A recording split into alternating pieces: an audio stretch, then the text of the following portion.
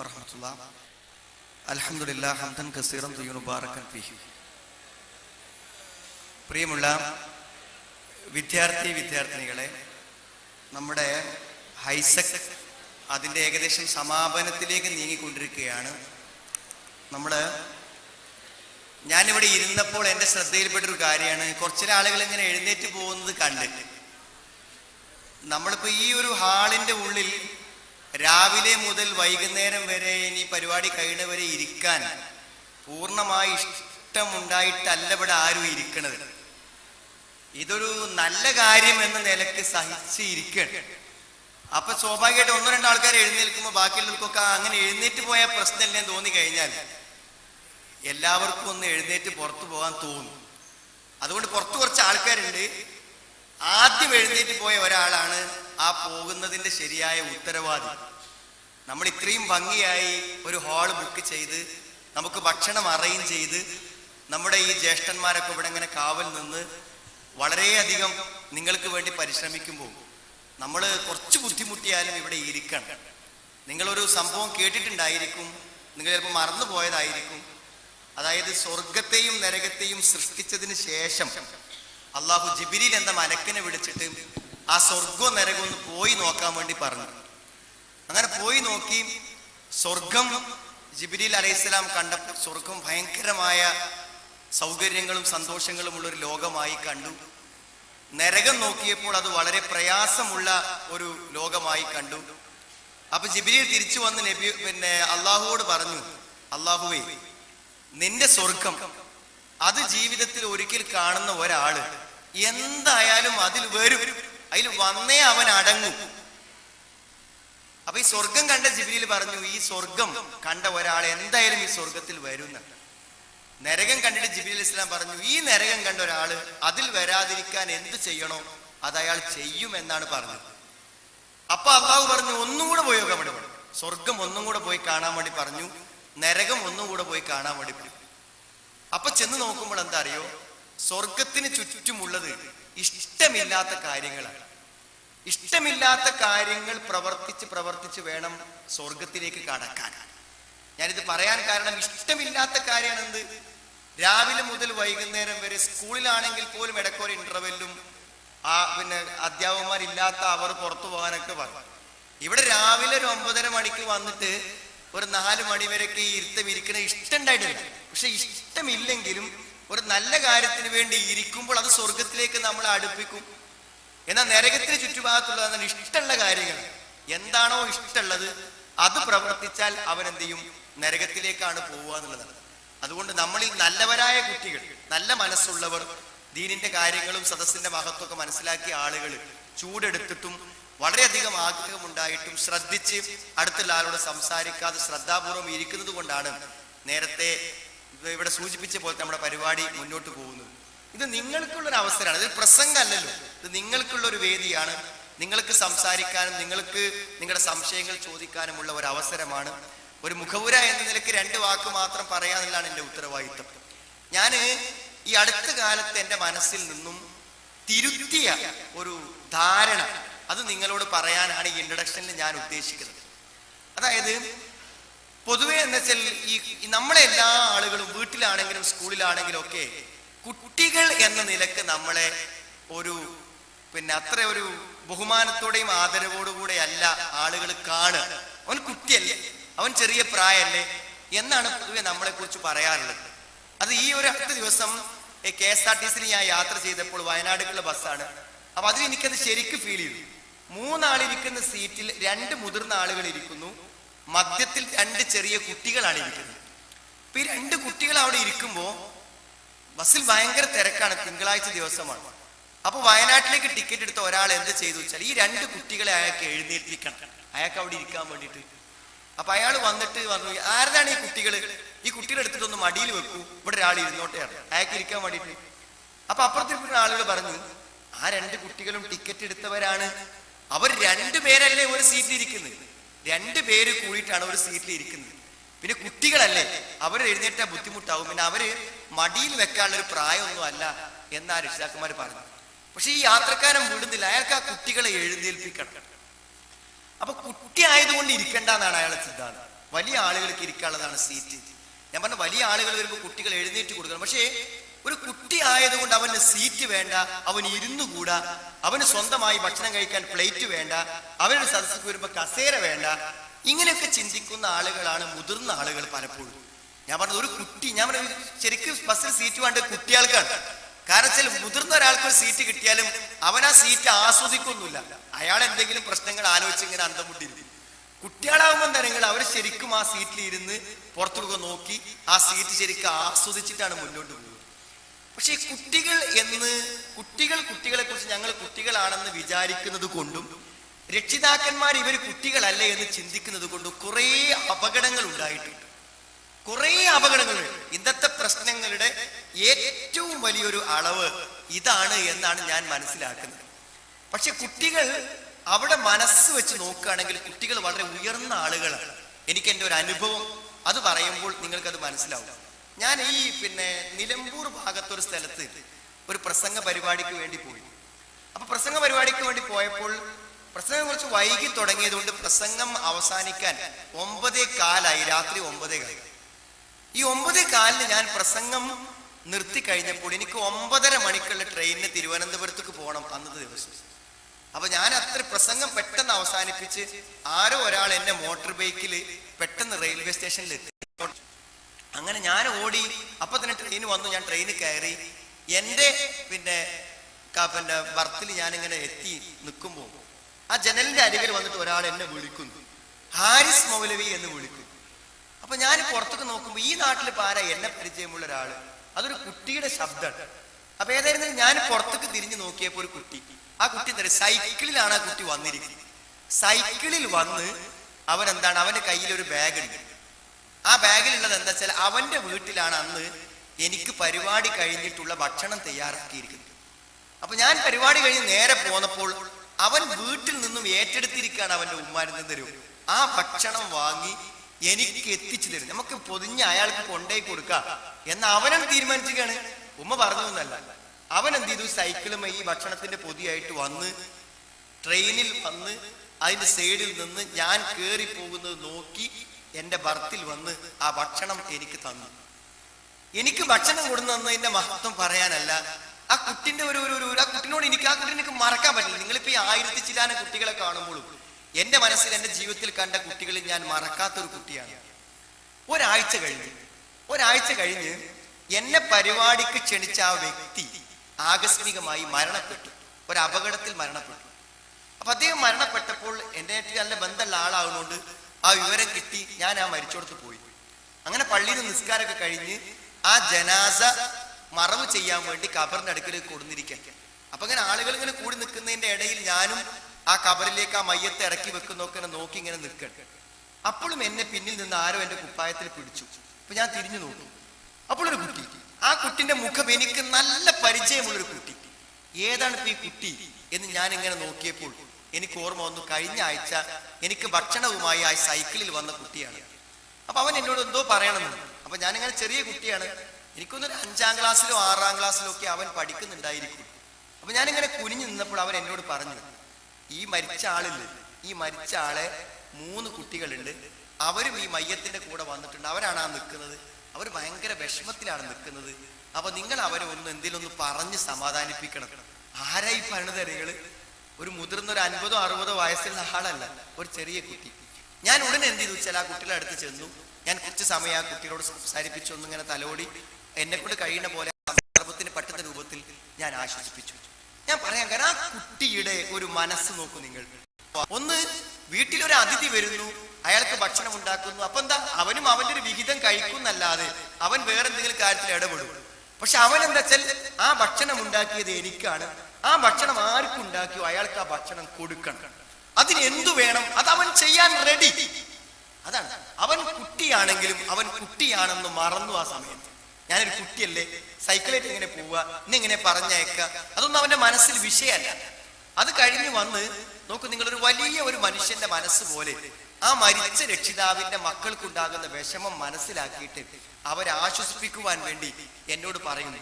ഞാൻ ഈ സംഭവം പറയുമ്പോൾ ചിലപ്പോ നിങ്ങൾ തന്നെ മുതിർന്ന ആളുകൾ വിചാരിക്കും ഞാൻ ഐസക്കിൽ പറയാൻ വേണ്ടി ഒരു കഥ ഉണ്ടാക്കിയതാണോ എന്ന് ഒരു പക്ഷെ സംശയിച്ചു പോകും. സത്യമായും എൻ്റെ അനുഭവത്തിൽ വന്ന ഒരു കാര്യമാണ് ഞാൻ പറയുന്നത്.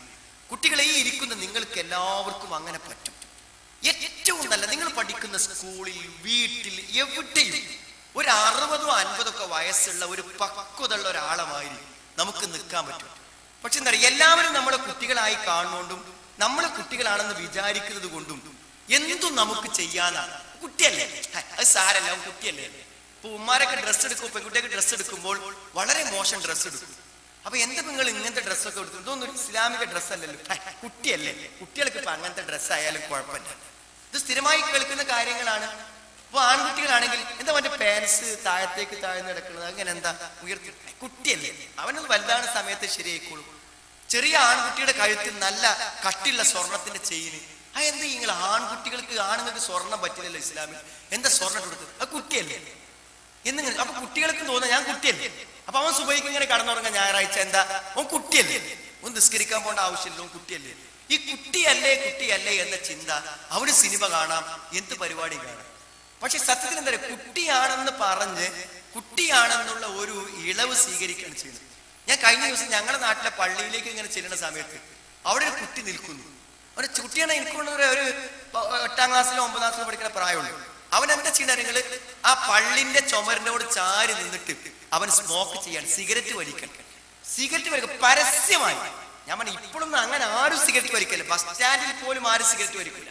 മുതിർന്ന ആളുകൾ പോലും സിഗരറ്റ് വലിക്കുമ്പോൾ അതിങ്ങനെ കത്തിച്ച് ബാക്കിലേക്കൊക്കെ പിടിച്ച് കാണാതെ നിൽക്കും.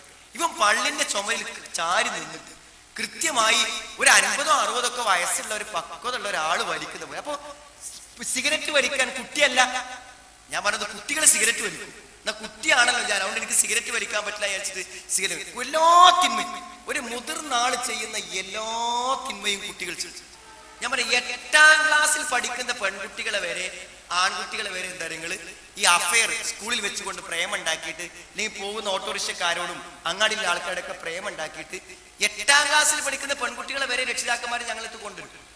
ഇവള് 8ാം ക്ലാസ്സിൽ പഠിക്കുന്നുള്ളൂ, സ്കൂൾക്ക് പോണ വഴിക്കും അവിടെ ഒരു ഓട്ടോറിക്ഷക്കാരൻ്റെ നമ്പർ വാങ്ങി അവർ ഇവൾക്ക് ഒരു ഫോൺ കൊടുത്ത്, ഇപ്പൊ ആ ഫോണിക്ക് എന്നും വിളിയാണ്, ഇവളെ കൊണ്ട് ഞാൻ തോറ്റു, നിങ്ങൾ ഇവൾക്ക് കുറച്ചൊരു ഇസ്ലാമികമായ ഉപദേശം. അപ്പൊ എന്താ കുട്ടിയല്ലേ. 8ാം ക്ലാസ്സിൽ പഠിക്കുന്ന ഒരു പെൺകുട്ടി 25 വയസ്സായിട്ട് കല്യാണം കഴിക്കേണ്ട പ്രായമാകുന്ന ഒരു പെണ്ണിനെ പോലെയാണ് പെരുമാറുന്നത്. അവിടെ എന്താ കുട്ടിയാകാത്തത്? നമുക്ക് നിങ്ങൾ ഇവിടെ 8ാം ക്ലാസ്സിലോ 6ാം ക്ലാസ്സിലോ ഒക്കെ പഠിക്കുന്ന ആളെ കയ്യിൽ ആൻഡ്രോയിഡിന്റെ നല്ല ടച്ച് മൊബൈലാണ്. നല്ല മുതിർന്ന ആളുകൾ കൊണ്ടുനടക്കുന്ന അതേ മൊബൈലാണ് കുട്ടികൾ ഉപയോഗിക്കുന്നത്. അപ്പൊ ഞാൻ ഇവിടെ വെച്ചാൽ കുട്ടികളാണെന്ന് വിചാരിച്ച് കുറെ തിന്മകൾ നമ്മളിൽ വന്നുകൊണ്ടിരിക്കുന്നുണ്ട്. അത് മാറ്റി ഒരു നല്ല പക്വതയോടുകൂടെ നല്ല ആളുകളായി നമ്മൾ ജീവിക്കേണ്ടതുണ്ട്. നിങ്ങൾ ശ്രദ്ധിക്കുന്നത് കൊണ്ടാണ് ഞാൻ പറഞ്ഞത്. നിങ്ങളിത് മനസ്സിലാക്കിയില്ലെങ്കിൽ പ്രശ്നം എന്താ പറയുക, എന്ത് തെറ്റാണെങ്കിലും ആ തെറ്റ് ചെയ്യുന്നിടത്തോളം നമ്മൾ ആ തെറ്റിന് അടിമയാകും. അഡിക്ഷൻ ആകാന്ന് പറയും, അടിമയാകും.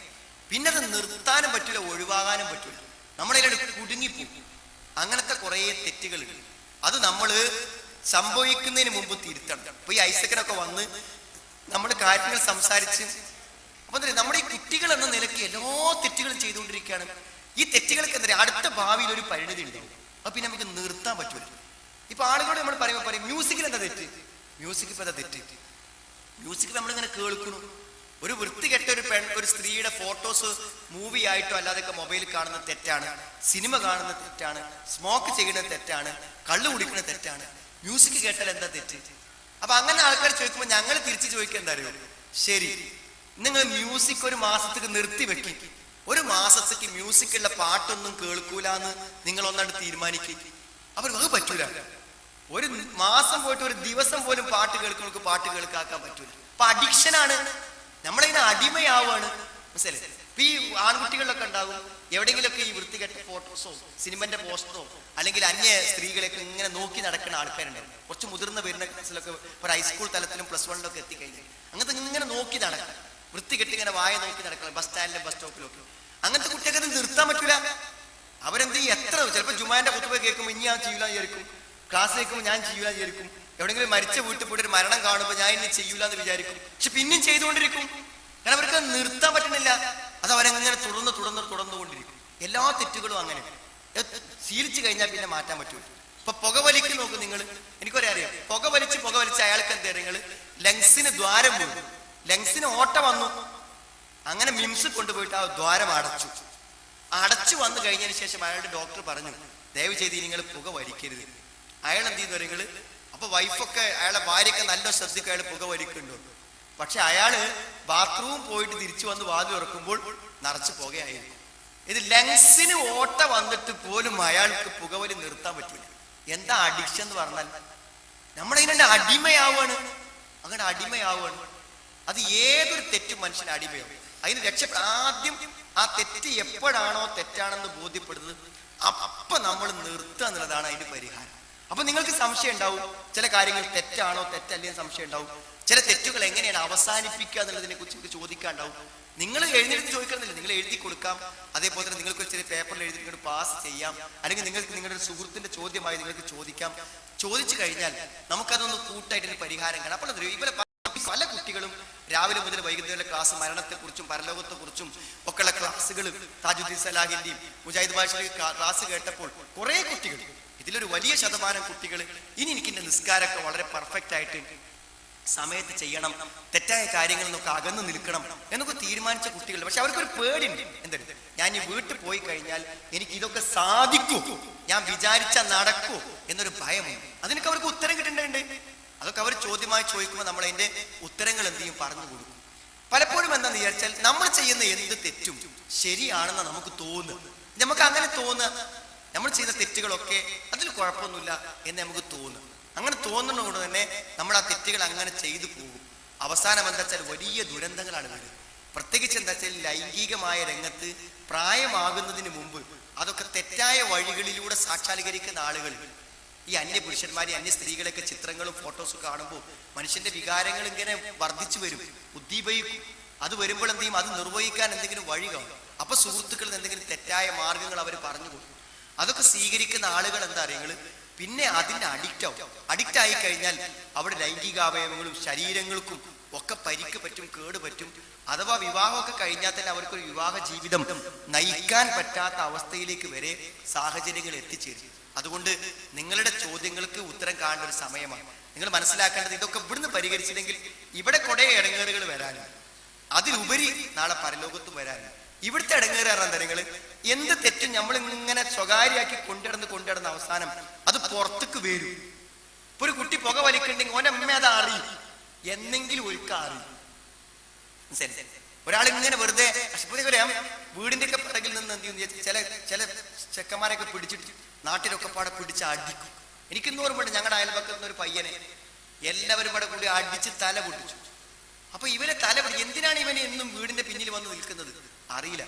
അങ്ങനെ തല പൊട്ടിച്ച് അവനെ തൊട്ടടുത്ത ഒരു മാഷ വീട്ടിൽ കൊണ്ടുപോയിട്ട് ആ മാഷ എന്ത് ചെയ്തു, അവനെ ചോദ്യം ചെയ്തു. അവൻ വേണമെന്ന് വെച്ചാൽ സ്ത്രീകൾ കുളിക്കുന്നതും വൃത്തികേടുകളും കാണാൻ വേണ്ടി വരികയാണ്. അവന് ചെറുപ്പത്തിൽ അവനുണ്ടായ ഒരു സ്വഭാവം മാറ്റാൻ കഴിയാതെ പച്ച പകല് പോലും പരസ്യമായി വന്നു നിൽക്കുക. തെറ്റുകൾ നമ്മെ നമ്മുടെ നിയന്ത്രണങ്ങൾ വിട്ടൊരവസ്ഥയിലേക്ക് എത്തിക്കും. അന്ന് നിങ്ങൾ ചിന്തിക്കും, ഇതൊക്കെ തുടങ്ങുന്ന കാലത്ത് ആരെങ്കിലും എനിക്ക് പറഞ്ഞു തരികയാണെങ്കിൽ എനിക്ക് ഇതിന്നൊക്കെ രക്ഷപ്പെടാമായിരുന്നല്ലോ എന്ന് നിങ്ങൾ ചിന്തിക്കും. എല്ലാ തെറ്റുകൾക്കും ഇപ്പൊ ചെറിയ ലഹരി ഉപയോഗിക്കുന്ന ആളുകളുണ്ട്. അതൊക്കെ തൽക്കാലം ഇങ്ങനെ ഒരു ചെറിയ സാധനങ്ങളൊക്കെ വെച്ച് തൽക്കാലം അതിൻ്റെ ഒരു ലഹരിയിൽ ഇങ്ങനെ നടക്കുന്നവൻ ക്രമേണ എന്താവുന്നു, ശരിക്കുള്ള മദ്യപാനിയാവും, ശരിക്കും അഡിക്ഷൻ ആകും. അത് കിട്ടാതെ വരുമ്പോൾ ഇവന് വിറയാൻ തുടങ്ങും, അപസ്മാരം പോലെ സംഭവിക്കും. അപ്പൊ ആൾക്കാർ പിടിക്കും. ഒരു പയ്യൻ കോളേജ് എഞ്ചിനീയറിംഗ് കോളേജ് പൂട്ടി വീട്ടിൽ വന്നതാണ്. വീട്ടിൽ വന്നു കഴിഞ്ഞപ്പോൾ എന്ത് വെച്ചാൽ 10 ദിവസം വീട്ടിൽ താമസിച്ചപ്പോൾ അവന് സാധാരണ എഞ്ചിനീയറിംഗ് കോളേജിൽ നിന്ന് കിട്ടുന്ന ഒരു ലഹരി പദാർത്ഥം കിട്ടാതെ വന്നു. അങ്ങനെ വീട്ടിൽ നിന്ന് അപസ്മാരം വന്നു. അപ്പൊ അവനെ പറ്റി അങ്ങനെ ഒരു ചീത്ത ധാരണയൊന്നും മാതാപിതാക്കൾക്ക് ഇല്ലാത്തതുകൊണ്ട് ശരിക്കുള്ള അപസ്മാരമാകുമെന്ന് വിചാരിച്ചിട്ട് അവനെ ഹോസ്പിറ്റലിൽ അഡ്മിറ്റ് ചെയ്തു. ഇപ്പൊ ഹോസ്പിറ്റലിൽ 10 ദിവസം കിടക്കേണ്ടി വന്നു. അപ്പൊ ഇത് മാരകമായ അവസ്ഥ പ്രാപിച്ചു. കാരണം കിട്ടിയിരുന്ന ലഹരി കിട്ടാതെ വന്നപ്പോൾ അവന്റെ കൈകാല് വറക്കാൻ തുടങ്ങി, ഭയങ്കര പ്രശ്നങ്ങളായി, പ്രോബ്ലംസ് ആയി, ഇറങ്ങി ഓടാൻ തുടങ്ങി. അവസാനം അവനോട് ഡോക്ടർ ചോദിച്ചു, നീ ഇങ്ങനെ വല്ലതും ഉപയോഗിച്ചിരുന്നു? അപ്പൊ അവൻ പറഞ്ഞു ഉപയോഗിച്ചിരുന്നു എന്ന്. അത് ചോദിച്ചു നോക്കുമ്പോൾ ഭയങ്കര അപകടകരമായ വസ്തുവാണ് അവൻ ഉപയോഗിച്ചത്. നമ്മുടെ ഡി അഡിക്ഷൻ സെന്ററിൽ കൊണ്ടുവന്ന് അവനെ ചികിത്സിച്ചിട്ടാണ് അവന് ശരിയായത്. ഒരു പക്ഷേ ഇത് ഉപയോഗിക്കുന്ന കുട്ടികളൊന്നും അറിയില്ല. ഒരു കമ്പനിക്ക് വേണ്ടി തൽക്കാലം ഉപയോഗിച്ച് വന്നാൽ അത് ഉപയോഗം കൂടി വരും. അത് കിട്ടാത്ത അവസ്ഥ നമുക്ക് സംഭവിക്കും. അങ്ങനെ വരുമ്പോൾ എന്ത് ചെയ്യും, ഇതൊക്കെ പുറത്തു വരും. അപ്പൊ പുറത്തു വന്ന് നമ്മൾ അപമാനിതരാകും, വീട്ടിൽ നിന്ന് നമ്മൾ ഔട്ടാകും, മാതാപിതാക്കൾ നമ്മളെ സംശയിക്കും. ഏതൊരു തെറ്റും അവസാനം എന്ത് ചെയ്യും അറിയും. ഇപ്പൊ വല്ല അഫയറുകൾ പ്രേമങ്ങളൊക്കെ ഉണ്ടെങ്കിൽ അതൊക്കെ ഒരു കല്യാണം നടത്താൻ വരുമ്പോൾ എന്ത് ചെയ്യും, പെൺകുട്ടികൾ തുറന്നു പറയും എനിക്ക് കല്യാണം വേണ്ട. ഇപ്പൊ കല്യാണം വേണ്ടാത്ത എന്താന്ന് അന്വേഷിക്കും. അപ്പൊ എന്ത് ചെയ്യും, അതിന്റെ കാരണം കണ്ടെത്തും. എന്തായാലും രഹസ്യം ഒരു നാൾ പുറത്തു വരും. രാത്രിയുടെ ഇരുട്ടുകളിൽ നടന്നിരുന്ന പല കാര്യങ്ങളും സൂര്യന്റെ പകൽ വെളിച്ചത്തിലേക്ക് വരുന്ന ഒരു സമയം, അന്ന് നമുക്കൊന്നും ചെയ്യാൻ പറ്റൂല. രണ്ടാമത്തെ ഒരു കാര്യം നിങ്ങൾക്ക് അറിയാലോ, ഞങ്ങള് പിന്നെ ഇവിടെ ബാംഗ്ലൂരിൽ ഒരു ശാസ്ത്ര പ്രദർശനം, അവിടുത്തെ ഒരു എക്സിബിഷൻ്റെ കാണാൻ വേണ്ടി പോയി. നമ്മുടെ വിസ്ഡം ഗാലറിക്ക് വേണ്ടിയിട്ട്, എക്സിബിഷന് വേണ്ടിയിട്ട്. അപ്പൊ അവിടെ ചെന്നപ്പോൾ എന്നെ ഏറ്റവും അത്ഭുതപ്പെടുത്തി, അവിടെ ദിനോസർ ഉണ്ട്. ദിനോസറിന്റെ ശരിക്കുള്ള രൂപം അവിടെ ഉണ്ടാക്കി വെച്ചിട്ടുണ്ട്. അതിന് കയ്യും കാലും ഒക്കെ ഉണ്ട്. അത് അവിടുത്തെ വലിയ സംഭവമായിട്ട് അവിടെ പരസ്യം ചെയ്ത ആളുകളൊക്കെ. എനിക്കതൊന്നല്ല അത്ഭുതമായി തോന്നി. അവിടെ പ്ലാനറ്റോറിയത്തിന്റെ അടുക്കൽ ഒരു എക്സിബിഷന്റെ ഒരു ചെറിയൊരു സ്റ്റാളുണ്ട്. ആ സ്റ്റാളിൽ സൂര്യനെ കുറിച്ച് മാത്രം ഒരു എക്സിബിഷൻ, സൂര്യനെ കുറിച്ച് മാത്രം. അവിടെ ചുമരിൽ സൂര്യന്റെ അതേ ചുവന്ന് തുടുത്ത കത്തുന്ന നിറത്തിൽ സൂര്യന്റെ ഒരു പരിച്ഛേദമുണ്ട്. അത് കണ്ടാൽ നമുക്ക് ശരിക്കും നരകം കാണുന്ന പോലെ തോന്നും. എന്തെങ്കിലും ആലോചിക്കണേ, ഈ ഭൂമിയിൽ മുഴുവനും, ഈ ഭൂമിയിൽ ഒരു 10 ഏക്കർ സ്ഥലത്ത്, നിങ്ങൾ കളിക്കുന്ന ഗ്രൗണ്ടിന്റെ സ്ഥലത്ത് തീ പിടിച്ചാൽ അവിടെ തീ ആളിക്കത്താണെങ്കിൽ എന്തായിരിക്കും അവസ്ഥ? ആ സമയത്ത് ഭൂമിയുടെ ലക്ഷക്കണക്കിന് ഇരട്ടി വലുപ്പമുള്ള ഒരു നക്ഷത്രമാണ് യഥാർത്ഥത്തിൽ സൂര്യൻ എന്ന് പറയുന്നത്. ആ സൂര്യൻ കത്താണ് അതിശക്തമാണ്. അതിന്റെ ആ കത്തലിന്റെയും സ്ഫോടനങ്ങളുടെയും ശബ്ദം നമ്മുടെ കേൾവിയുടെ ആവൃത്തിക്ക് അപ്പുറത്താവുന്നതുകൊണ്ട് നമ്മൾ കേൾക്കാത്തത്. അല്ലെങ്കിൽ നമ്മൾ എന്ത് ചെയ്യുന്നതെങ്കിൽ അത് കേൾക്കും, നമ്മളത് അറിയും. അത്ര ശക്തമാണ്. ആ സൂര്യനെ സൃഷ്ടിച്ച പടച്ചോന് ഒരു നരകം പ്രയാസമല്ല.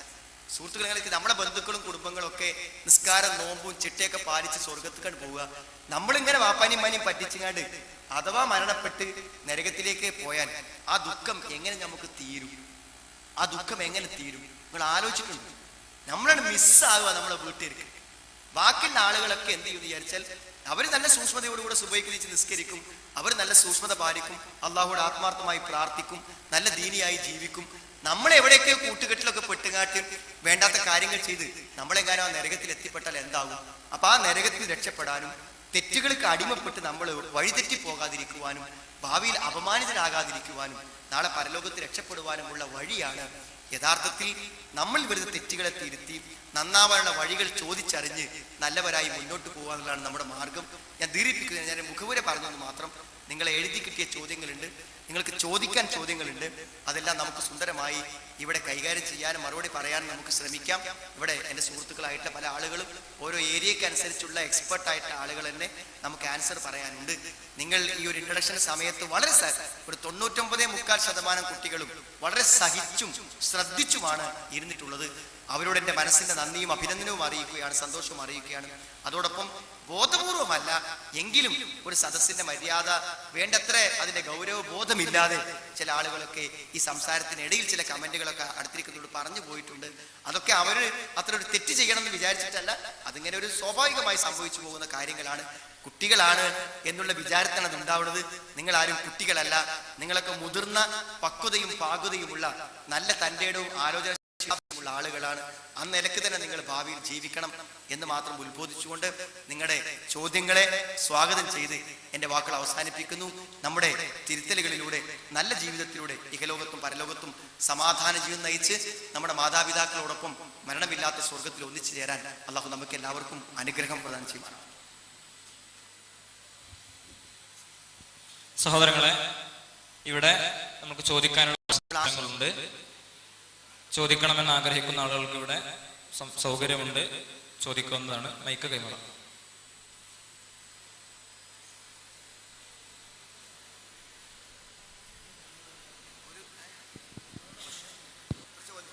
ഇവിടെ ഒരുപാട് ചോദ്യങ്ങൾ നമ്മൾ നേരത്തെ ചോദിച്ചതിന്റെ അടിസ്ഥാനത്തിൽ കിട്ടിയിട്ടുണ്ട്. അതിൽ നിന്നും ഒരു ചോദ്യം വായിച്ച് നമുക്ക് ആരംഭിക്കാം. 4-5 വർഷത്തോളം അടുത്തറിഞ്ഞ് ആത്മബന്ധം സ്ഥാപിച്ച ഒരാളെ ജീവിതത്തിലേക്ക് സ്വീകരിക്കുന്നത് കേവല പ്രണയമായി ചിത്രീകരിക്കേണ്ടതുണ്ടോ? ഒരു മുൻപരിചയമില്ലാത്ത ആളുകളെക്കാൾ നല്ലത് അതല്ലേ? ഹാരിസ് മൗലവി. നല്ലൊരു ചോദ്യമാണ് വന്നിട്ടുള്ളത്. എനിക്ക് തോന്നുന്നത് നമ്മുടെ ഈ ക്ലാസ്സുകളൊക്കെ ഇങ്ങനെ കേട്ടപ്പോൾ തന്നെ ചിലപ്പോൾ ചില ആളുകളൊക്കെ ചിന്തിച്ച് കാണും, നമ്മുടെ ക്ലാസ്സിൽ ആൺകുട്ടികളും പെൺകുട്ടികളുമുള്ള മിക്സഡ് സ്കൂളുകളും കോളേജുകളുമാണ് നമ്മുടെ നാട്ടിലുള്ളത്.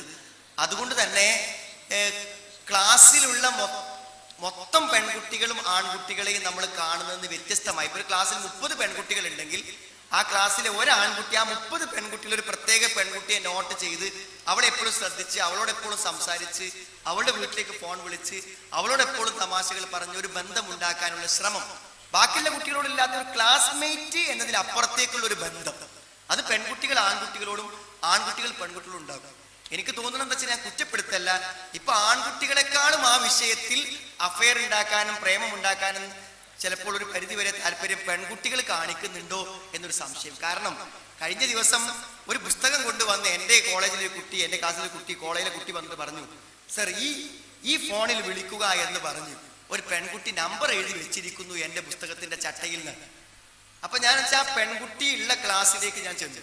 എന്നിട്ട് ആ കുട്ടിന്റെ പുസ്തകം വാങ്ങി നോക്കാന്ന് വിചാരിച്ചപ്പോൾ ആ കുട്ടി ഒരാഴ്ചയായിട്ട് കോളേജിൽ ഇപ്പോൾ വരുന്നില്ല.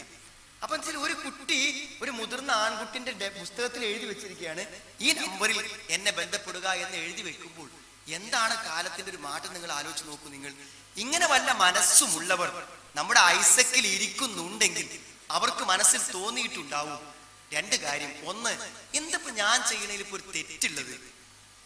ആ ചോദ്യമാണ് ഇവിടെ ചോദിച്ചത്. 4-5 കൊല്ലം ക്ലാസ്സിലോ കോളേജിലോ പഠിക്കുന്ന ഒരു കുട്ടിയെ എങ്ങനെ പരിചയപ്പെട്ട് ഒരു സ്നേഹബന്ധം ഉണ്ടാക്കി? ഒന്നുമില്ല.